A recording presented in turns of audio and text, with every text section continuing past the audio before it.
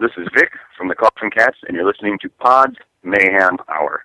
Welcome to BODS Mayhem Hour, your source for all hard rock, heavy metal, new metal, alternative, punk, horror punk, hardcore, rock, and all local bands, with your host, John the Bod, a.k.a.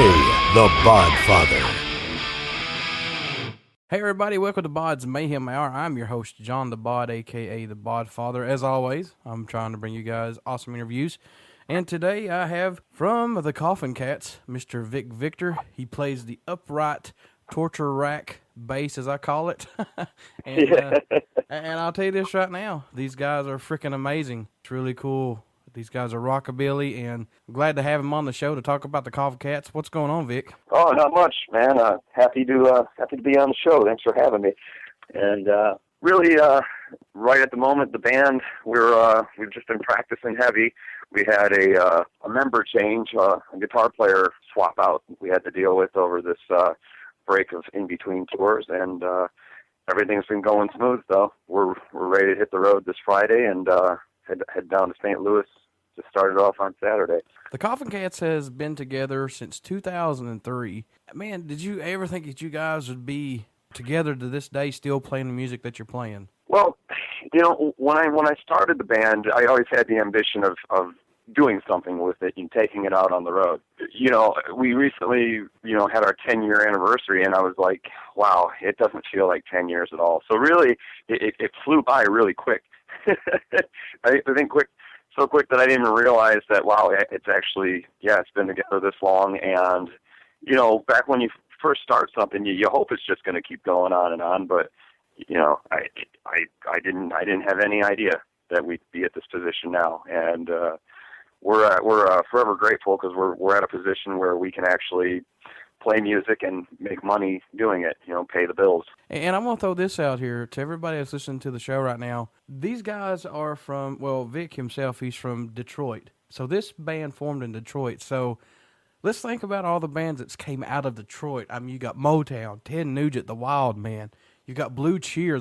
That band has a foundation for metal music.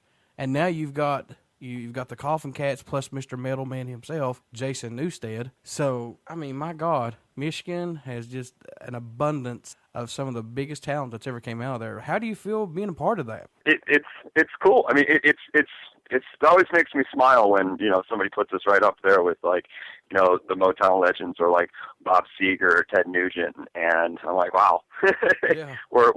We've become a notable band from Detroit, and that's a cool thing to say. I mean, it's one thing. We definitely say we're from Detroit because that's where we got our start at, and the drummer Eric and I went to school together in the Detroit area. It's not one of those things where we wear it on our sleeve. We're we sound like this because we're from Detroit. Right. It just happens to be where we're from, and I can definitely say that our sound is something that's developed from listening to music all over, from bands all over the place, all over the world. But over 10 years of touring and 1,500 plus shows, I mean, my God, that has to be crazy in your mind as far as a rockabilly band to play that many shows and plus go overseas. And you guys are big overseas in Europe and everything. When you think about that, what comes to your mind when that happens? This summer we'll be doing our 9th European tour, and that's another thing where I still, every time we go over there, I'm like, I can't believe we're this lucky that we get to go over and actually people know who we are, and we get to play some pretty big festivals, and it's great. You really feel accomplished as a musician when you can go over and and see your poster up on the side of a building or something, glued up there for the show that you're about to play, and in a place that you never thought you would ever see, but maybe on TV.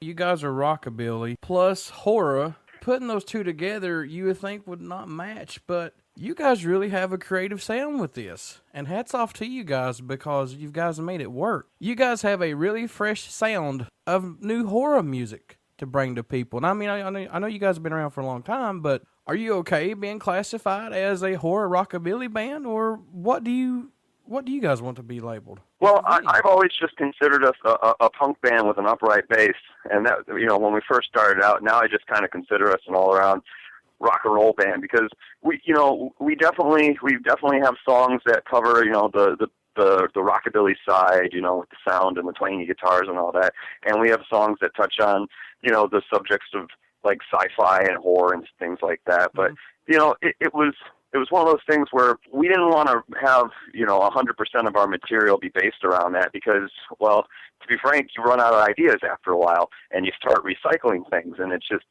we wanted to be able to make the band have kind of a wide open range when it came to what subjects we would write about and the types of songs we would write and the styles of music that we would write. So while we have the the twangy guitars and the upright bass and the booming drums, we try to do as much as we can with those three instruments to touch on other styles of music as well, within all under the rock and roll, guise. Right. Now, you guys have a lot of CDs, actually several, and the newest one came out last year, Born to the Motor. Is it really hard for you guys to go through and get a set list, or do you have some favorites that you just throw together? How does that work out for you guys? Yeah, Born of the Motor, that came out last October. And after that, what we did was we went online and we used social media to kind of make our next set list by asking people to pick their top 5 favorite songs. And from that, it took forever, but we made a list.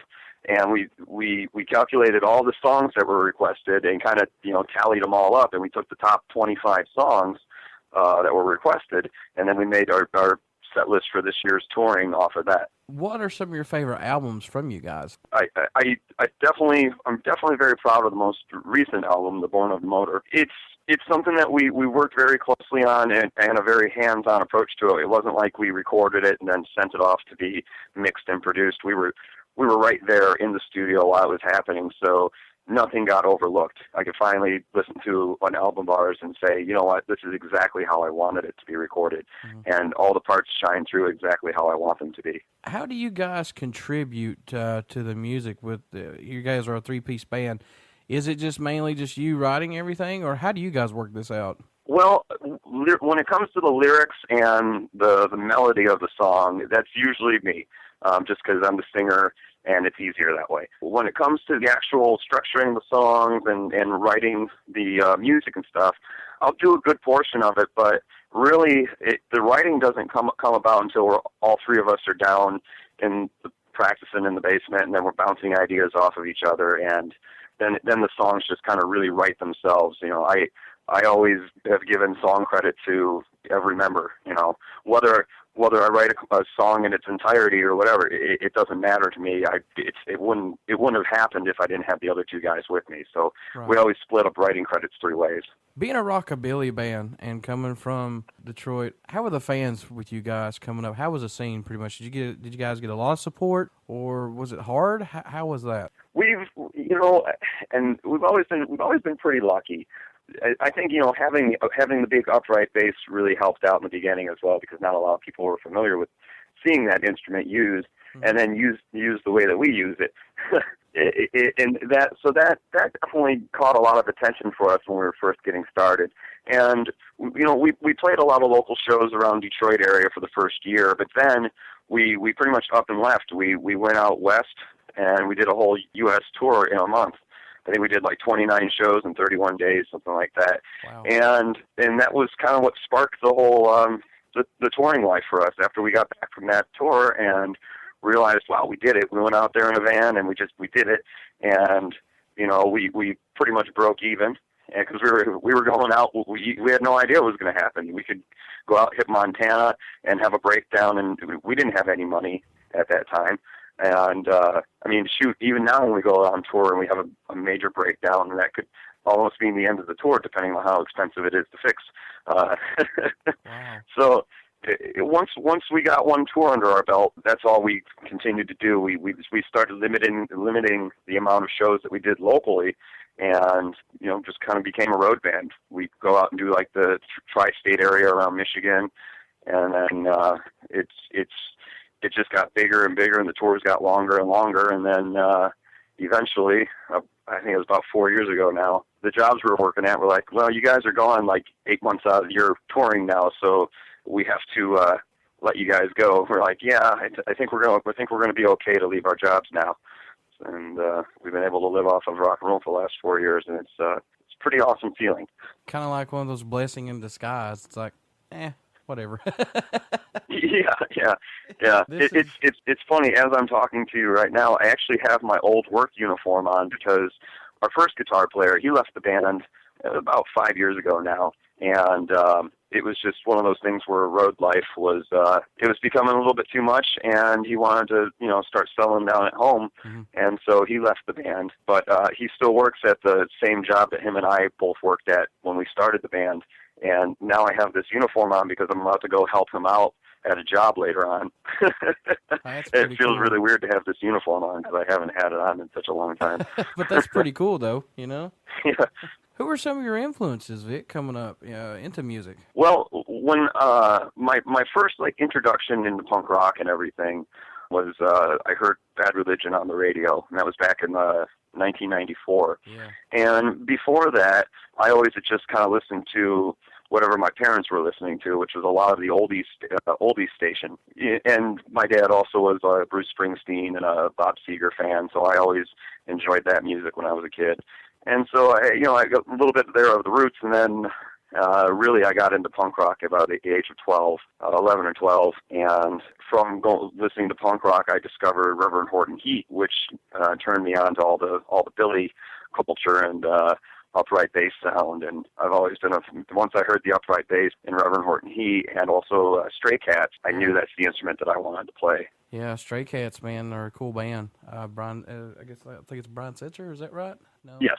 Yeah, It is right. Yeah, that's right, Brian Setzer. Their music, man, when they first came out, took over. It's like people couldn't get enough of them. And, with like everything else, it changes with the music vibe, and that kills me so bad. I mean, I know things change and everything, but I'm glad to still see that rockabilly still is living. I mean, you guys are proof of that.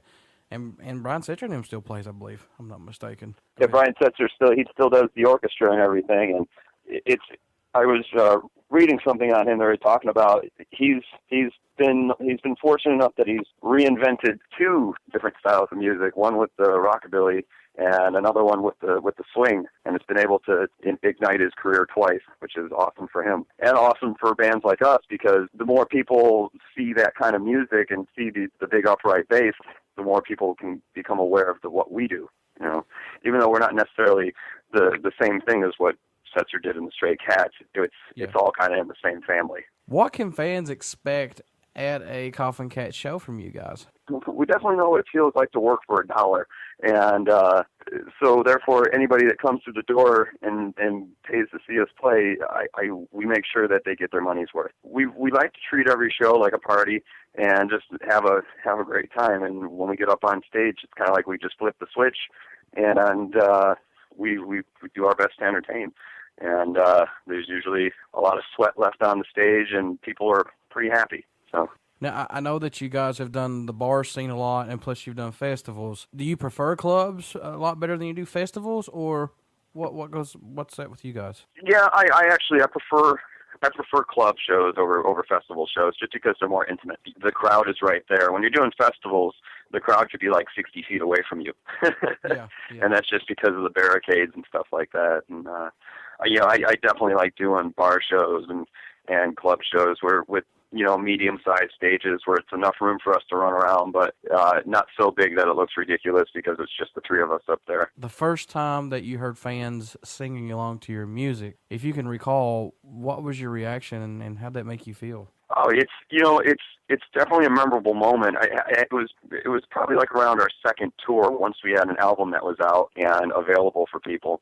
Just to have people come up and even recite lyrics and say, "Man, that meant a lot to me," or they got lyrics tattooed on their arm, and it's like, That's crazy. I never, from the first time putting pen to paper, never thought that anything I wrote would actually connect with people like that. Speaking of that, man, what does it mean to you when someone comes up to you or emails you guys and say, this particular song got me through a dark time? To me, I wouldn't know exactly how to feel or what to say, but how do you feel when you get that, or if you haven't got, or if you've got it before? I especially from the last couple albums, the lyric content in that is more relatable to personal things, and it's motivating. it's motivating when somebody actually comes up and has that kind of appreciation, and they really do pay attention to what you're writing. Mm-hmm. So it motivates me to do a better job on the next album, to be able to touch upon things that give more points for people to be able to connect with those kind of songs. Are there any new bands out there that you're listening to right now that you like to give a little props to and get everybody to check out? There's a band right here from Detroit called Against the Grain, and those guys, we played one of their first shows, which I think was about 4 or 5 years ago, and when they were just up and coming, and I remember talking to them. They're like, "How do you guys do it? What's any tips for becoming a known band?" And I told them, I was like, "Oh, you just have to go out there and you have to tour," and that's exactly what they did. And yeah, you got to bust your ass off, because I don't even recall any band that's been that lucky to play one show and somebody come in and sign you. There's horror stories of bands going through maybe 15 to 20 record labels before want to sign them, and then it's mm-hmm. It's just crazy. But all the music's been done. I'm not gonna say all the music's been done, but a lot of it nowadays pretty much sounds the same, wouldn't you think? Yeah, there is. It definitely feels like now more than ever there's a lack of creativity in the music industry, and what is put out there on mainstream radio. And it really does give you the impression that, wow, everything's been done, so that they just have to repeat themselves and reuse choruses and reuse parts of songs, and that's not true. It's just that original music just doesn't have the light on it like it should have, especially in the mainstream radio. What do you think that the Koffin Cats brings to the table for music? Well, we try to be as original as possible, and even down to never trying to use the same chord progression twice in our own songs. But we just try to bring something that people haven't seen before or aren't too familiar with the style of music, and it's really worked for us. Especially when we're out on the road, or we're playing in a new town, and people have no idea what they're about to see. And it really, we seem to be really good at striking a chord and resonating with people, because they usually go and tell their friends, and then next time we come through that town, it's a few more people, and which is the best case scenario for why you go out on tours. That you hope that each tour gets larger and larger, and it's really been the case for us. What's the essence of punk rock mean to you? Well, I believe it's something where it's the ability to do what you want with your music, and also it's such a complex question. My feelings towards punk rock is just really being able to, with your band, write songs how you want to write them and deliver them how you want to deliver them. And why I consider us, somewhat of a punk rock style band is that a good portion of our songs are delivered with, that aggressive guitar tone, that aggressive drumming and all that, because that's the only way I feel that some of these songs can be delivered. And meanwhile, we also do, some slower songs that have, a bit of a softer tone. But at the end of the day, I still consider us a punk rock band, because we're capable of harnessing that aggressive music style and using it to our advantage. So that's my personal belief of the essence of punk rock and how we apply it to Koffin Cats. Vic, how can people get a hold of you guys to say, we love your music and we like to possibly buy your merch? How can they do that? We are all over the internet there on the social media. We're on the Facebook, we're on Twitter, on Instagram now, all that stuff. So just, a quick internet search of Koffin Cats, and that's Koffin Cats with K's. We'll pull up all of our information and how anybody wants to find us. And we do all of our own social media, so we try to stay up on top of it as much as possible, and we're always happy to interact with people whenever we can. Awesome. Before I let you go, will you care to do a promo for the show? For sure. Okay. This is Vic from the Koffin Cats, and you're listening to BODS Mayhem Hour. Awesome. Ladies and gentlemen, thank you all for listening to the interview. I want to thank Vic from the Koffin Cats for being on here. I'm just going to be plain and honest with this. These guys are doing what they're doing for the love of music, and they do bring a fresh air of music to everyone. So I really like what you guys are doing. Keep up doing the good work, Vic, and keep pouring out the music to us, man, because we love it. And I always try to play a song not each show, but every other show. But I do like to support you guys a lot on here, and thank you guys so much, and man, just rock out for us. I really appreciate it, man. Thank you, and hopefully we can catch you. You can come out to a show of ours when we're in your area. That sounds awesome, man. Everybody stick around. We got some Koffin Cats coming up. And you only hear these interviews right here on BODS Mayhem Hour and Uber City Radio. Thanks, Vic. Thank you. Take care.